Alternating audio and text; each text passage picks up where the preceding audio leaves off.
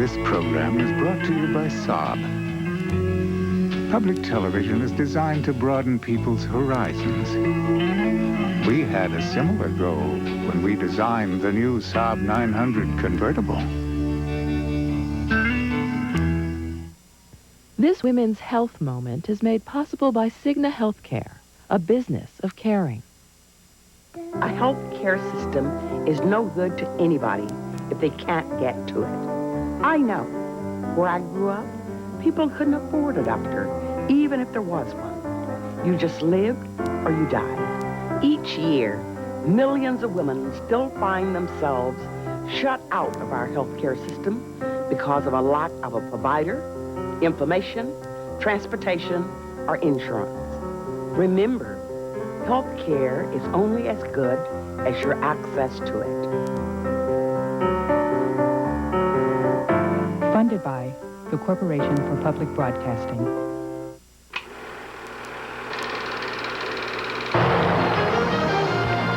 Hi, I'm Alan Alda. This boiling, sulfurous Yellowstone hot spring is absolutely teeming with life. That recent discovery may help us answer the question, where did life come from? New pictures from deep space might help explain, how did the universe begin? Faint signals from the stars. Are they messages, or are we alone? Slivers of rock from China may reveal, how did the Earth get animals? Coming course. And with robots this smart, how much longer will we need people? Join me now for life's big questions on Scientific American Frontiers.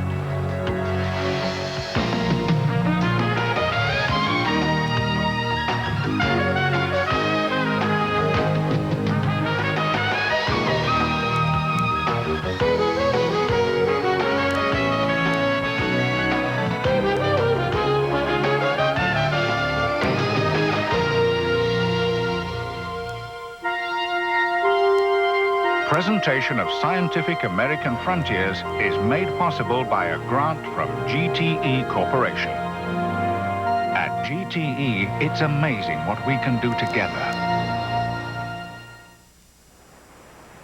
For our season premiere of Scientific American Frontiers, we'll be going on a fantastic journey that'll take us from the depths of a boiling volcanic hot spring to the farthest reaches of outer space.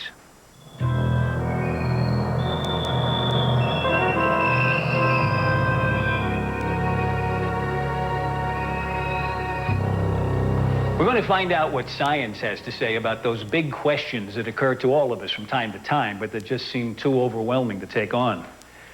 Questions like, where did life come from? Are we alone in the universe? Or will robots ever take over from people? Our first big question, though, is about what you see through this. The view through an astronomical telescope is a truly fantastic sight. Everywhere you look, the sky is covered with what we non-scientists call stars. Actually, in the 1920s, the great American astronomer Edwin Hubble shocked the world when he proved that most of these points of light that we see through a telescope aren't stars at all. They're other galaxies, each one made up of billions of stars. And that's where we're going first, to the most distant galaxies to ask, how did the universe begin? At 13,000 feet on Hawaii's Mauna Kea volcano, you can look down on the clouds. But from here, you can also look far out into the universe. So, Sandy, this is a pretty steep road. It's considered very dangerous because it is steep. It has a lot of washboard on it. Tonight, Sandy Faber and Alan Dressler, two of America's leading astronomers, will be making their first observations with the Keck telescope, the newest, largest, most sensitive on Earth.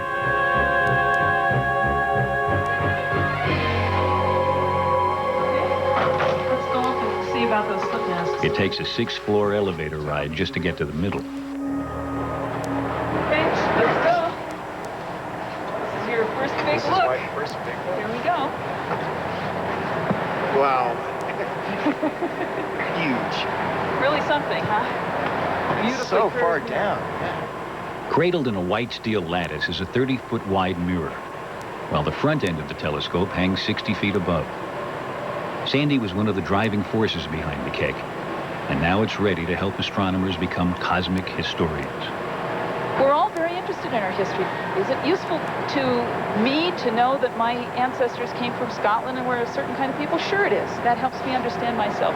I don't stop there, though. I go back with the formation of the Earth, the formation of the solar system, the formation of the galaxy. I want to know where the universe came from. I want to know if there are other universes. Maybe ours isn't the only one. This, to me, is one grand cosmic history. I don't know where to draw the line and say it's interesting here, it's not interesting here. The whole thing, the whole grand river of time is a piece, and I love it. Sandy and Alan are going to look back in time to see what the ancient universe was like. They're going to observe faint, distant galaxies whose light took billions of years to get here. If you look up at the Big Dipper, you can see stars, but no galaxies. They're too faint. But with a good telescope, right beside the bright nearby star, you can pick out a distant galaxy. And a more powerful telescope reveals thousands of even more distant galaxies. What is a galaxy? Why don't we show you a picture? Okay, all right. This is a pretty nearby galaxy, not too far away from us, and it's a classic example of a spiral. You say it's pretty near. What do you mean? I'd say this one's maybe 8 million, 10 million light years away. That's near. That's near. It's near. That's very near. The very nearest, Andromeda, is about 2 million light years away. So it takes 2 million years for the light to reach us. What is this? This is... Okay, well, let's explain what's in the picture. Okay, yeah. First of all these white dots that you see all around the edges are the foreground stars in our galaxy. So you have to forget about them.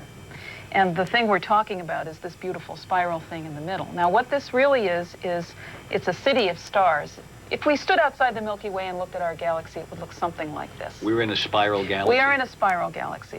The Milky Way is a spiral. Now, what this is first of all, there may be 100 billion stars in this object. You can see some of the individually brightest ones, like this. But mainly, they're just crowded together so closely that from a ground-based distant photograph, they seem to blend together and make a continuous sea. Wow, so they're gigantic things. Huh? They're big compared to Minneapolis. Both the Twin Cities. With the Keck, Sandy and Alan will be taking pictures of galaxies that are much farther away and therefore much older than the one they showed me. Their goal is ambitious: to test the Big Bang theory of how the universe began. According to this theory, the universe started out at time zero, unimaginably small and dense. And then came a violent expansion. This computer simulation shows how over billions of years, gravity can pull matter into clumps, which form into galaxies, stars, and planets. To test this whole idea, Sandy and Alan will be looking back in time to see if real images of the universe match up with the theory. The Big Bang model says that the early days of the universe, it looked completely different than it does now. It was a hot, seething gas of particles, very little structure, incredibly smooth. The best way to understand it would be like being in a fog today, or maybe being actually inside a cloud. You couldn't see much around you, just sort of a white blur every place. So what we're trying to understand is how the universe went from being very smooth, almost cloud-like, to this very clumpy structure where we have stars and galaxies and planets. Okay, the focus has changed. Thank you. Tonight at the Keck, Sandy and Alan are picking up a cluster of galaxies several billion light years away. So they're looking at the universe several billion years ago. It's right here. But why don't we zoom in on there? Are we finished reading out? Sandy can already see that the galaxies are a lot smaller than they are today. But the picture is too blurred to see much more than that. The blurriness comes from having to see through the Earth's atmosphere, and there's only one good way to get around that. 10, 9, and we have a go for main engine start. 5, 4, 3, 2, 1, 0, and we have liftoff. Liftoff of the Space Shuttle Endeavour on an ambitious mission to service the Hubble Space Telescope. Excitement at the Hubble's launch in 1990, it quickly turned to disappointment when it was discovered that tiny flaws in the space telescope's mirror made it nearsighted. So in December 1993, astronauts were sent to correct the problem in spectacular style.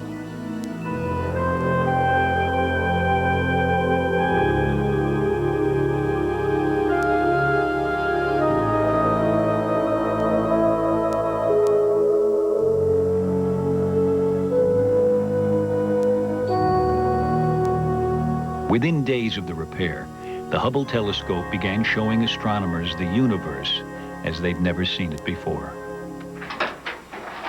After the images are beamed back to Earth, the first place they're seen is here at the Space Telescope Science Institute in Baltimore, Maryland. Sandy and Alan waited years to use the Hubble, and now one of their first pictures is about to come in. You sit here. Okay, great. So, Debbie, you're going to bring up some of the pictures for us? Yep. Okay, this is a single exposure that went on for about 2,000 seconds. Wow.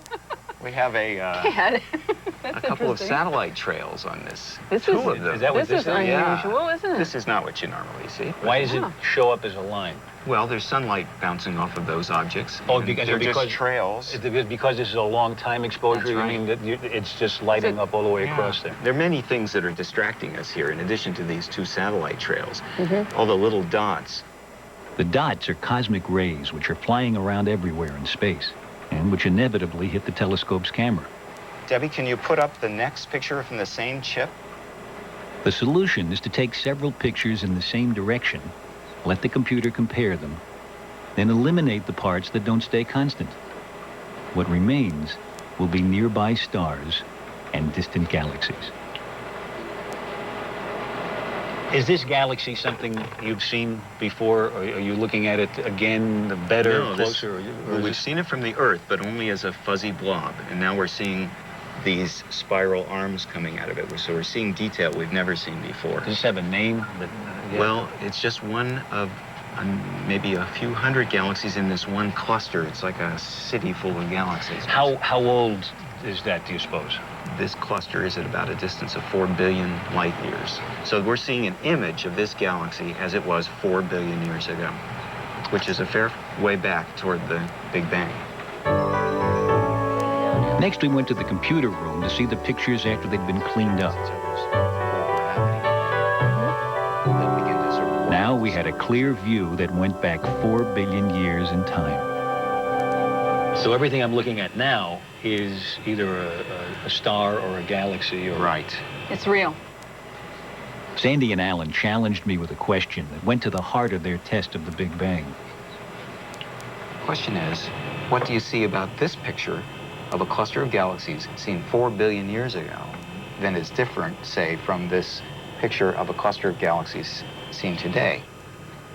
So I should be able to look at these two and see a difference because the universe has changed in that time, is that right? That's the question. Idea. Well, am I right that this is a spiral galaxy? Right. Yeah. And am I right that this is a spiral galaxy Yes. on its side? So I'm looking at the side of the dish, right? Right. Exactly. I don't see How any. many slivers do you see I here? don't, right off the bat, I don't see any slivers. No. In fact, the galaxies in this modern cluster are all egg-shaped, what astronomers call ellipticals. There are no spirals to be seen. So the question is, what happened to them? Well, what did happen? That's the question. That's the question. Well, What's the answer? There's some evidence. I think maybe there's a clue right there.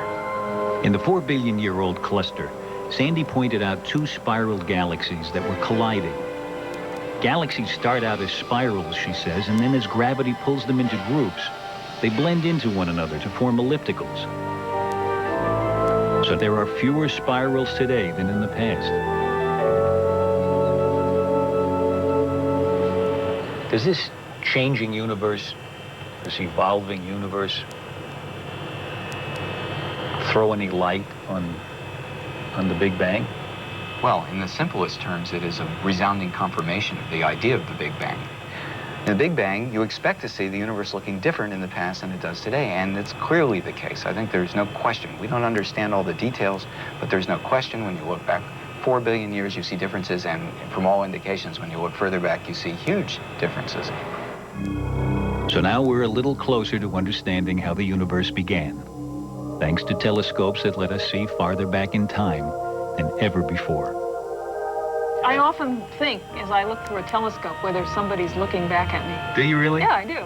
Almost every time I observe. I No think kidding. Yeah. What do you think then? What do you think if somebody's looking back at you? Is there some feeling of fellowship with that person? I think we should make an astronomers union. I'm wondering if you think, I wonder how they're getting their funding. How did they get that telescope? That's right. Is their telescope bigger than mine?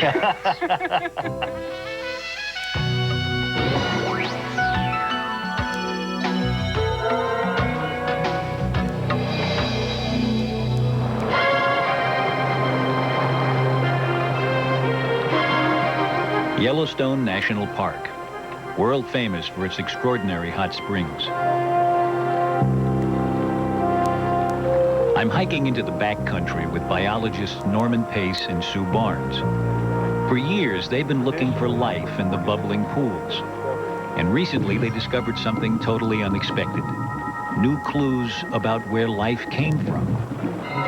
Their story begins with a simple idea, that hot springs are like an echo of the Earth's earliest days.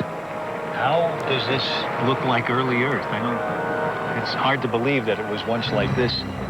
Well, anything that you would call an Earth was formed about 4.5 billion years ago. And the early Earth was basically a molten ball. But there was a lot of water, high-pressure water, steam in the atmosphere, and eventually the Earth would have cooled, slowly cooled, and eventually it would have been cool enough that the water could condense.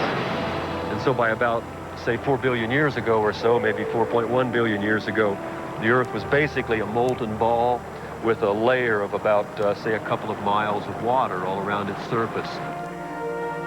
It was always assumed that life couldn't get started until that water cooled down to the kinds of temperatures that life seems to like today. Thank you, sir. Sue and Norman's research, though, is now challenging the common wisdom. Their big discoveries are coming from an uninviting place called Jim's Black Pool. Let's map it from the lower end up toward the source. Whenever they visit here, the first order of business is to measure the water temperatures. Okay, that's fine. Okay, read them off. Okay, 109, 157, 158, 158. One Seems call, like 158. 158. That's good. Okay. That was very exciting. I really liked it. While 150 degrees could rapidly kill a person, closer to the underground source, it was even hotter. 169, 182. 183. I'm ignoring the decimals, right? Yeah. I don't think they... Oh, whoa! Let's map around out here. Sorry. Oh, no, it's okay. It's not fatal. You lost many It's okay. microbiologists. Nope. I saw a bleached bone up there. Actually, bleached bones are no joke. Okay, here we go. Every now and again, an unfortunate bison falls into one of these pools and succumbs in minutes. 180, 183. Is this whole park on a crater, a volcanic crater? That's right. That's what Yellowstone is the remnants of a massive volcano that occurred on the order of 800,000 years ago. Blew ash all over the western United States, and this is what's left of it, and it's still pretty active. This is as active as it's ever going to get now? Ever? No. No. We're on a It's very going to blow again, you're telling me. It could. Yeah. Well, and we're standing on one of the places it's going to come up first. It's bubbling already. That's right. It seems like an impossible place for life. Yet part of Norman and Sue's big discovery is that even where it's boiling, this place is teeming with microscopic creatures. All my life, I've been taught if you boil the water, you'll kill anything nasty in it. And if you boil the medical instruments, you'll make them sterile. That's certainly true for the sorts of organisms that would infect us. They would not survive the boiling. But if you evolved capable of, if you're in Fat City, if you're in such a hot environment, then it doesn't matter. We had brought along a microscope to take a look at these heat-loving creatures. That should be in focus. Okay, can I look? They didn't look like much, but the biologists assured me all these blue lines were alive. I don't see their little faces. They're actually sticking their little tongues out at you. You just can't tell. Let's pull out the sample from the boiling source and work it up first. After every trip to Yellowstone, Norman and Sue bring back samples to the lab to find out what makes these organisms tick. Here's sediment from the boiling source. Like all other living things, they have DNA, the genetic code of life. When Sue analyzed this DNA, she discovered that codes from the Jim's Black Pool organisms were strikingly similar to those found in every plant and animal on Earth. The only explanation could be that the hot springs creatures were the ancestors of us all. It's very exciting to look through that microscope, even though I can't make out their features. I can hardly make out the And that's the way that it was. And that was the way it was. That's like looking through a time machine, in a way, to in a very real the way. earliest days. In a very real way. I think that these organisms, the general properties of these organisms will be not at all too dissimilar from the nature of the earliest organisms. Of course, life didn't stay in boiling mud forever, but that's the subject of our next story.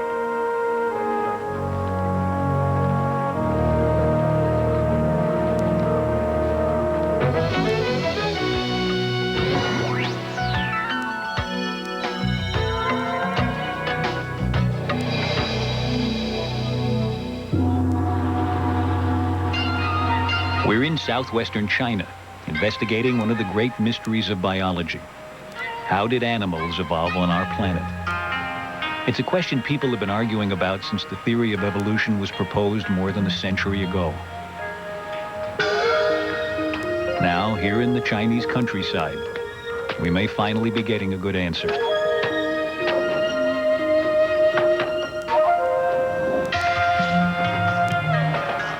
Our journey begins with a train ride on a rainy summer morning, traveling through the rice paddies and jagged mountains of Yunnan province.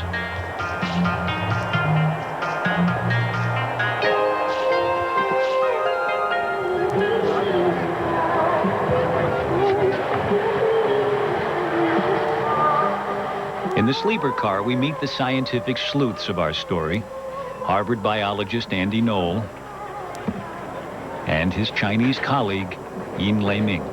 This rain is going to keep on through the day? Yeah, I think this is rainy season. The rainy season? Yeah, usually just rain. I hope it stops long enough that we can get to work. So, yeah. In the coming days, Andy and Lei-ming hope to collect information that will explain the extraordinary moment in history when microscopic creatures evolved into animals. We've all heard of the Big Bang, through which the universe is thought to have begun. But in biology, there's another kind of Big Bang, a Big Bang of animal evolution. Life began at least 3.5 billion years ago, but it wasn't until 580 to 570 million years ago that we see any kind of animal life. And then, in just a few million years, we have a tremendous diversification of different types of large and complicated animals. And here in China, we see one of the best available records of that biological Big Bang.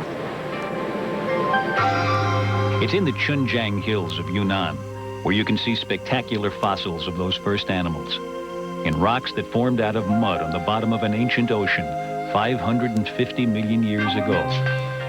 In rocks just a little older than these, all fossils are microscopic, so this place marks the very beginning of animal life. There's been an excavation here for almost 5 years, and today Andy and Lei-ming are meeting the man behind it, paleontologist Chen Junwan. Okay, it's in there that the event beds that really capture the fauna are found. The real fossil hunting here takes place across the road, where 30 local women split the newly excavated rocks into thin slices. They get paid about 50 cents per fossil found, plus a bonus for unusual discoveries.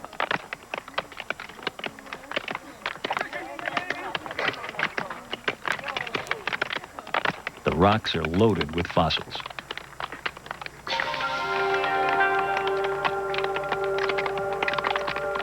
Have these people been finding a lot of specimens? Oh yes, the average every day can find 5 to 6 species. Each person will find 5 to 6.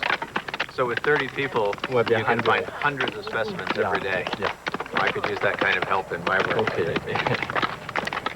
While the fossils come pouring in, Professor Chen tries to figure out what they were. Okay, so it has 2 valves, and then the animal inside was a little bit shrimp-like. Yes. This seems to have been a kind of combined clam and shrimp. It has almost like a fin on it, which would help it to move through the water. Yes. Interesting. Yeah. How about this? These look like big pincers. Oh yes, that's And this fossil has the familiar look of a lobster claw.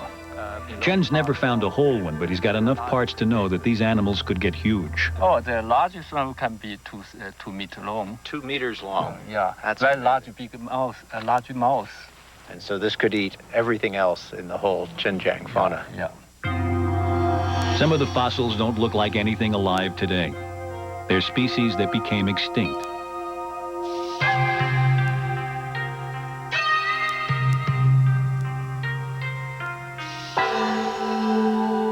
The most puzzling thing about all these animals is why they evolved from their microscopic ancestors at exactly the same moment in time, in what amounts to a giant explosion of life. People have argued about the causes of the explosion for years. And for years, one of the most popular explanations has been that until the eve of animal evolution, there simply wasn't enough oxygen available to support the biology of large animals. The early atmosphere had almost no oxygen, but was rich in carbon dioxide from volcanoes. The carbon dioxide dissolved in the oceans where algae used it to grow, keeping the carbon and releasing the oxygen. But oxygen could never accumulate because when the algae died, the process of decay used it up, making carbon dioxide again, bringing the whole process around full circle. Of course, today there's plenty of oxygen, so at some point it must have begun building up. Did this happen right before the Big Bang of animals? That's what Andy Knoll wants to find out. I think we're going to find just what we came to find. Okay. Maybe you'll even get a thesis out of it, so then we'll all be happy. Do you feel tired?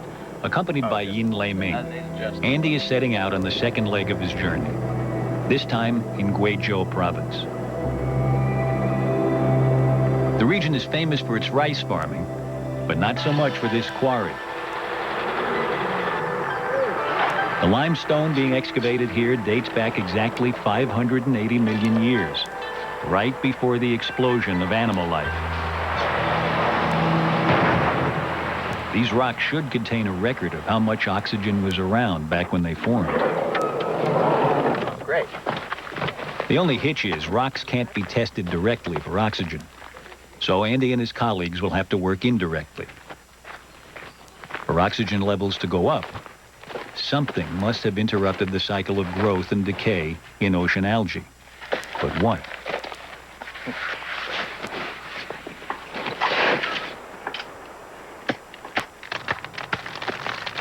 In the end, laboratory analysis found just what he was looking for.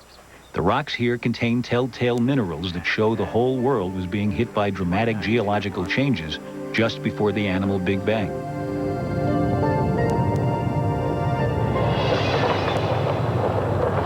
New mountains were pushed up over much of the globe. Then cascades of water carried parts of those new mountains down to the oceans.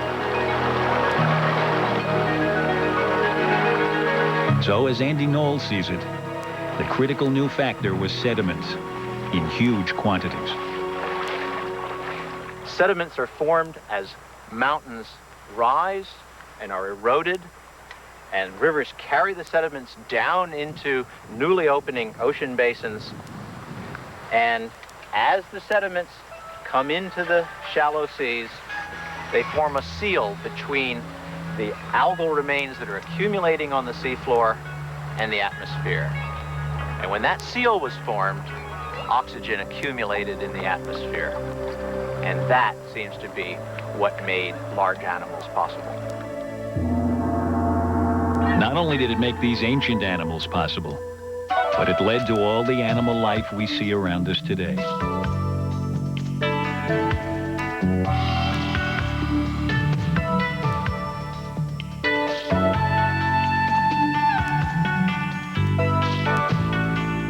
And that even includes us humans.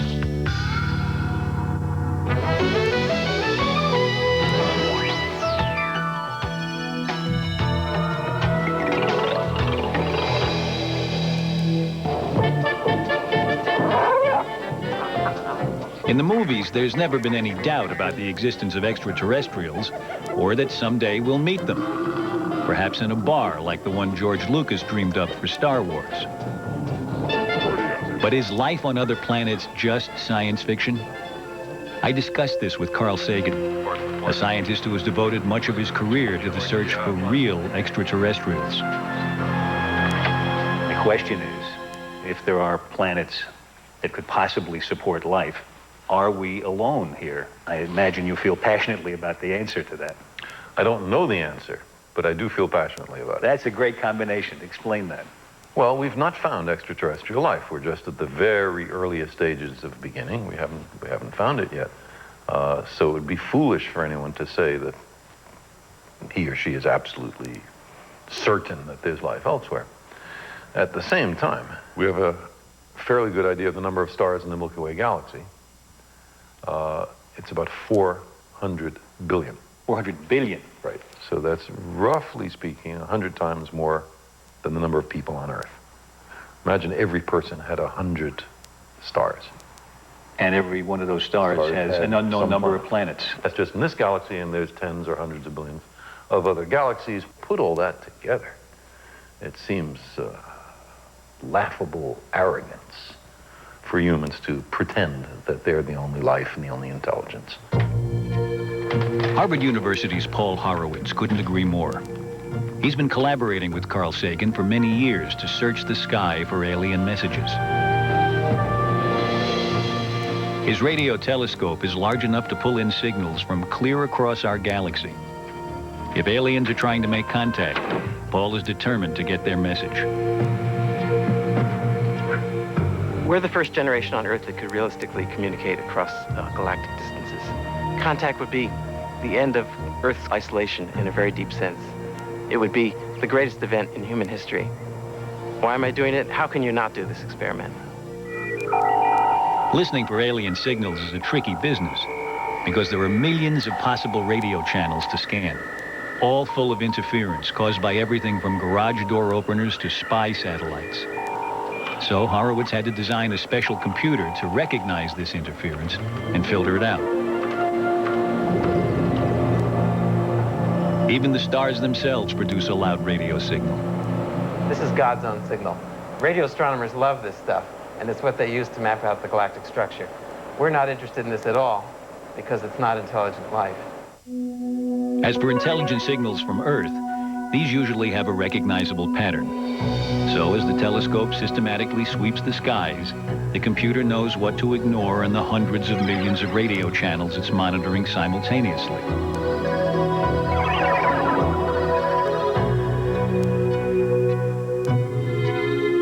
Since Paul began in 1989, 6 unexplained signals have gotten through the filters. All of them came from the middle of our galaxy, where most stars are. And all of them look like this, a tall, thin spike. This is the kind of signal that gets our heart pumping. This signal came in on May 10th, 1990. It's narrow, it's strong, everything's perfect about it, except it has to come back a second time or we can't trust it. Paul is now spending much of his time trying to pick up those 6 signals again. But if aliens really exist, they might already be receiving signals from us. Television stations are sending signals. And how far out does that go? MASH is being broadcast to the stars. I haven't gotten a check for that yet. No, residuals are going to be hard to come by, but... I hope that they're getting Mr. Ed. Is that really, I mean, receivable? It gets out. It gets out. Don't you need, like, big rabbit ears for that up on Venus? If you have a big enough antenna and you have a sensitive enough detector, you can pick it up. Even if there's nobody out there watching our TV, there still might be simple forms of life beyond the Earth. When we sent the Viking spacecraft to Mars in 1974, that's what we were looking for. But nothing crawled in front of the lander's camera, and dirt samples collected by the robotic arm didn't show even microscopic life. The mission did discover deep canyons as seen in this animation constructed from orbital photos. It was proof that Mars used to have running water. So maybe there was life here that's now extinct.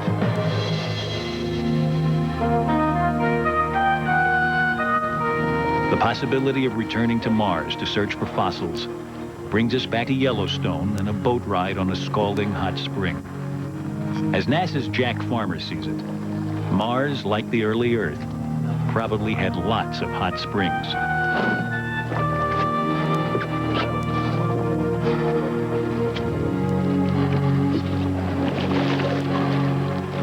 If it's possible to go back to Mars and find the remains of ancient springs, and if there ever was life around them, Jack believes we'll discover many fossils because of the strange way hot springs work. Here along the edge of this spring, we have a place where organisms are being turned into fossils before our very eyes. These orange areas are communities of microorganisms, or mats, which grow upward toward the light, creating all kinds of interesting patterns and surface textures. Something very unusual begins to happen in the shallow edges. It's a little cooler here, causing minerals to settle out of the water, coating the microorganisms. The communities die, but their patterns remain. If you move down this direction a little bit, you see whitish-colored gray areas where the structures have been completely preserved, essentially turned to stone. And as a result of that process, the biological information that was in the original community can be preserved for literally billions of years. Hoping to find similar fossils on Mars, Jack has been studying satellite pictures of the planet, looking for places that could have had hot springs. So far, his favorite is this giant volcano. You can tell it's a volcano and not a meteor crater by the water channels running down the side. Jack's picked out one in particular. On this southern flank of the volcano, there's a large channel formed that seems to originate out of nowhere. It just comes right out of the side of the volcano. It's 20 miles wide and hundreds of miles long. And it seems to have formed where water flowed out from underneath the surface and eroded its way out this direction. If Jack has his way, someday this channel will be explored. And this is the rover that might do the exploring. Built by the Russians, it's being tested in California's Mojave Desert, where the terrain is similar to Jack's Martian channel. Are we there yet? Future missions to Mars will most likely be joint U.S.-Russian efforts. So scientists from both countries are participating in this dry run.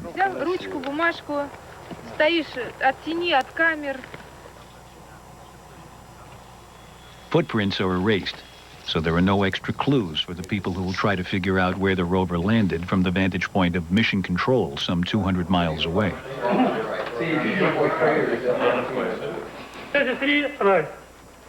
33. A rotate command is sent by radio to the rover.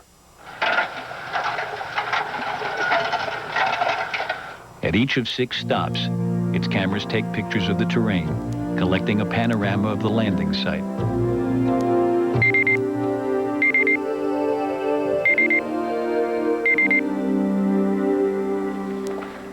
Okay, next package. The pictures are beamed back to Mission Control and passed on to a team of geologists who have not seen the landing site. Among them is NASA's Jack Farmer and a counterpart from the Russian space program, Sasha Basilovsky. First, they assemble the full panorama, then start trying to locate the rover relative to a satellite picture of the area. I don't know. That seems... That's not... Well, if we position ourselves here, this feature right here, which is a sort of pressure ridge, would be correlated to this one here. It means that we should be like here. But if we have all saying among Russian geologists that 8 geologists have 10 opinions. So now we are 4. So at least 5 opinions we have. And that would They did eventually reach agreement. 25 meters? Okay, let's spot it from here. So we're standing on this. This is the day after the exercise, a visit to the desert will reveal whether or not they were right.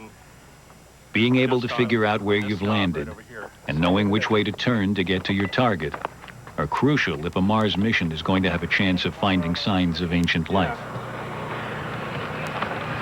So this face right here is this one. This is that. And this is supposedly this. Right. When they stand on the spot they chose, the rover's panorama matches up perfectly. Maybe you're looking through the bushes. If this, provides an indication, I would say that we stand a chance of doing pretty well. There are only a few places, I think, where one would focus to look for evidence of past life. And certainly if we can find them here in the desert, we can probably find them on Mars, too. As for intelligent life, the search continues at the Harvard Radio Telescope 24 hours a day, 7 days a week. Paul Horowitz is still trying to confirm those 6 promising signals. But so far, nothing. What you think when you look at this is, if it's really real, it's going to come back. Please come back. And it never obliges us. Never has yet. Someday it will. Someone's going to get the thrill.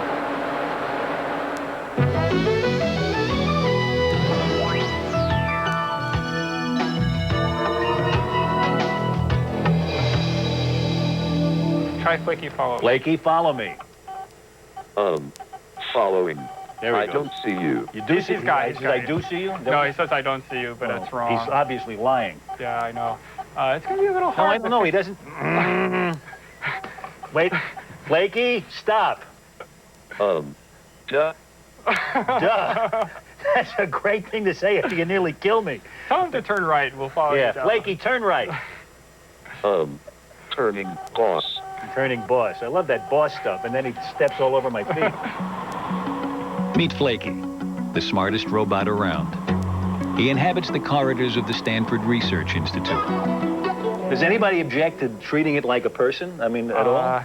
You mean... I mean, that it's a box, you know? Curiously enough, only the researchers. Really? Yeah. Why? Because they think that it's cheating in some ways. They know what goes on inside, and they know it's not yet really like a person. We'll see a lot of that. Does anybody think it eventually will be like a person? Sure. Oh, sure? Oh, yeah. Oh, it's clear. I mean, there's a lot of stuff going on in intelligence. There are a lot of different facets to intelligence, and we're only starting to pick in at the edges. Flaky, look at me. Okay, thanks. Okay, Okay, I gotcha. I gotcha. Yeah. Hey, watch me. I'm going here. Flaky is a bundle of computers, watching through TV camera eyes, listening by radio. Now, if I move too fast, what? Yeah, it's going to lose you. Yeah, it loses me. Yeah. But now it'll reacquire you, yeah. You can talk to Flaky in a human way, but as with people, communication can break down. Flaky, walk this way. Okay, thanks. I'm looking, dude. It's just a little slow in getting commands. Can you try again? Duh. Flaky, come here. Flaky's black box can't fit all the brain power he needs, so he's connected to computers all over the building. We're a little slow. Let me check the computers and see what's going on. Duh. Maybe there's something wrong with the battery on this. Duh. Flaky, come here. Coming, boss. Ah. Look at this. Look at this. Coming, boss. That's what I like to hear. Imagine Flaky's my new assistant, and today's his first day on the job. Follow me over here. And make it snappy. So first I'm showing him around the office. Watch out for the wall.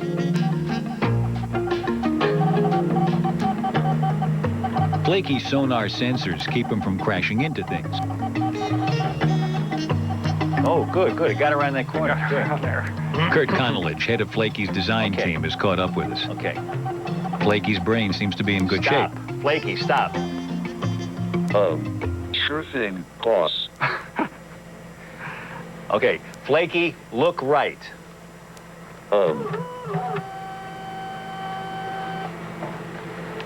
Flaky, this is Karen Meyer's office. An office, okay. Flaky's reply meant he'd now memorized Karen's office.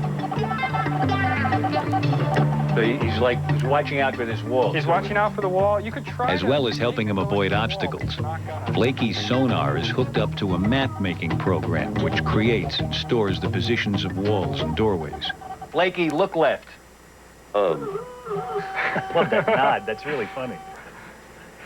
Flaky, this is John Baer's office. Flaky now understands this doorway is John Baer's, but there's more he needs to know. Okay, now pay attention, okay? I'm only going to tell you this once. Flaky, John Baer knows where Karen is. Duh. It's not. I don't know if it really understands that. Let's see. Kurt's suggestion is to tell Flaky the same thing, but in a very precise way. Flaky, Karen is seldom in her office, but John usually knows where she is. Oh, that you'll understand, right? Flaky, Karen is seldom in her office, but John usually knows where she is. Okay, thanks. Oh, no problem. Glad to help.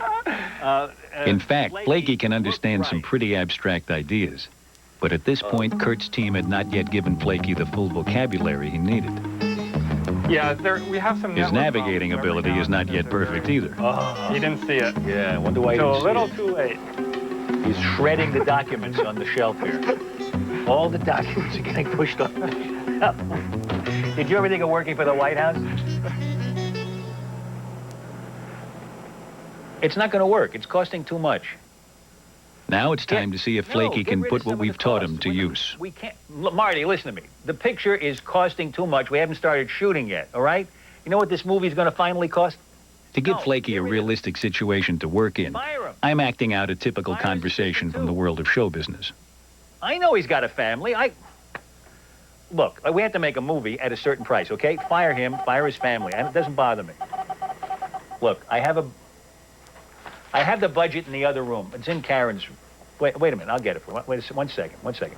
Flaky, come here. Coming, boss. Hold on. I'll get it for you in a second. Flaky, get the budget from Karen. That's a big job, boss. Here I go. Heading to Karen's office. Good. Just go do it. Don't talk so much, okay?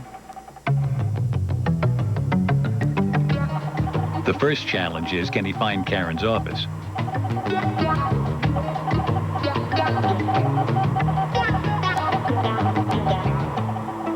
Looks like he's making the correct turn. And by the way, this is for real. We really did send Flaky out on his own like this.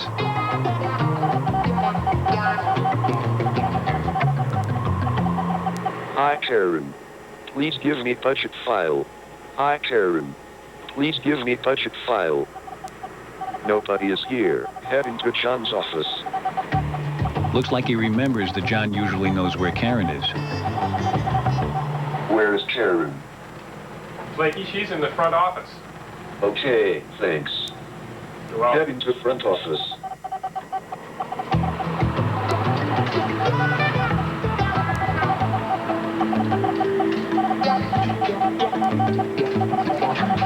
Please clear the hallway for me. Okay.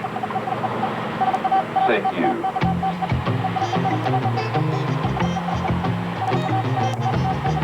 Hi, Karen. Please give me budget file. Hi, Karen. Please give me budget file. Flaky, here's the file. Duh. Could you please repeat that? A little rough on the communication, but Flaky gets it. Could you please repeat that? Duh. Okay, thanks. Heading to Allendore. All right, look. We don't have to fire everybody, all right? No, we'll make other cuts. We'll go over the budget. The budget's on its way in. We'll go over other cuts.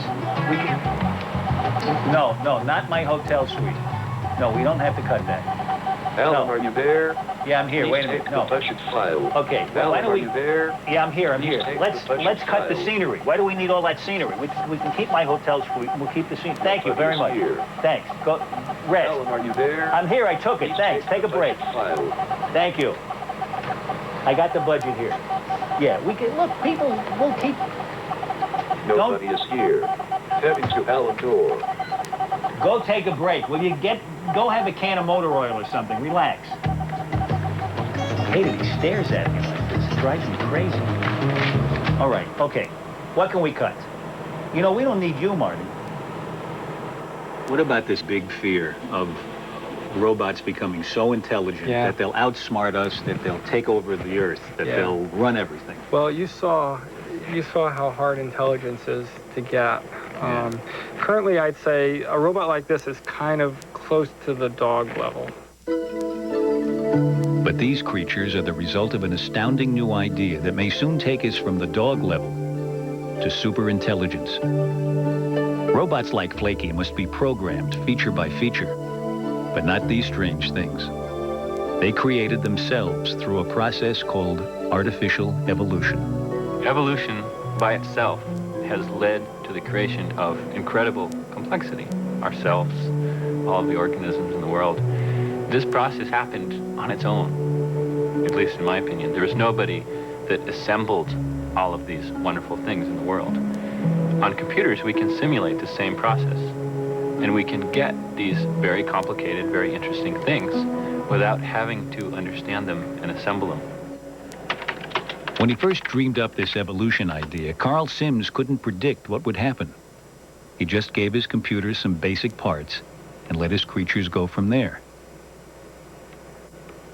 The bodies of these creatures are fairly simple. They're just made of some number of blocks. The blocks are connected by joints, which can bend or twist. The creatures also have a nervous system. They have sensors which can sense the angle of the joints or sense contact. And the nervous system processes the signals from the sensors and tells the muscles when to move, which generates some kind of behavior. I've given it the capabilities to include all of these elements, but the computer actually decides how they're assembled and how they're used in specific creatures. Numbers chosen randomly by the computer, the synthetic genetic code, described how the first simple creature would look and how its nervous system would be wired. Then it was put into a simulated lake and told to swim. It twitched, but it didn't get anywhere. So now the computer went to work. Using the original numbers as its base, the computer made a few random changes, the equivalent of mutations. It did this again and again, creating a new generation of 300 different offspring. Then all the offspring got a swimming test, with the best swimmers selected as the basis for the next generation. When the computer makes mutations in the genes of these creatures, it has no idea what these mutations are going to do.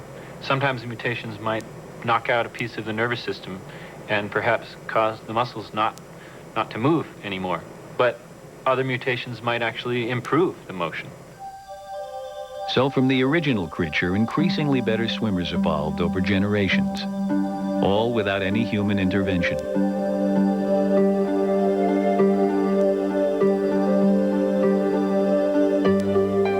In the end, this was the best swimmer of all. But when Carl Sims put it on simulated land, it was like a fish out of water. So over subsequent generations, the mutation and selection process had a new goal: to walk.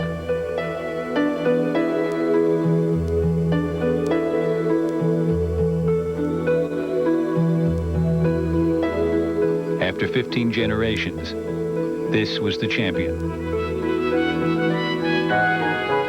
Other computer runs have produced even better walkers.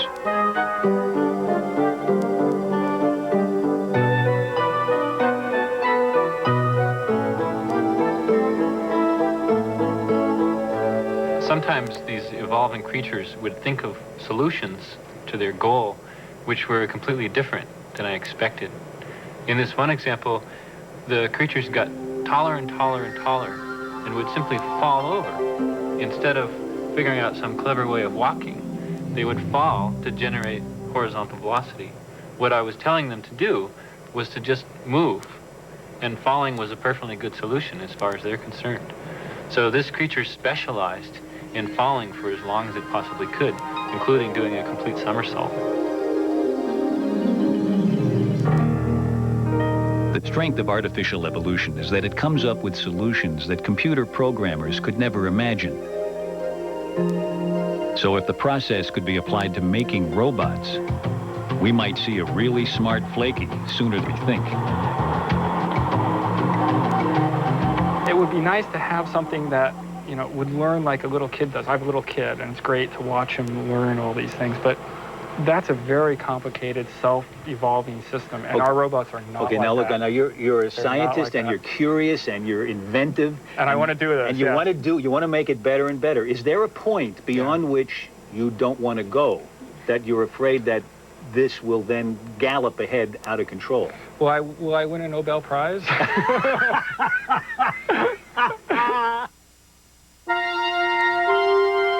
Presentation of Scientific American Frontiers is made possible by a grant from GTE Corporation. At GTE, it's amazing what we can do together.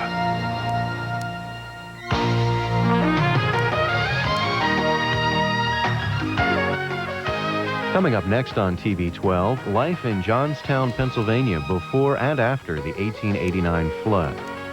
Please take advantage of your WHYY member card and receive $2 off the admission price at the U.S. Artists 94 Exposition and Sale. That's at the 33rd Street Armory in Philadelphia, November 4th through the 6th.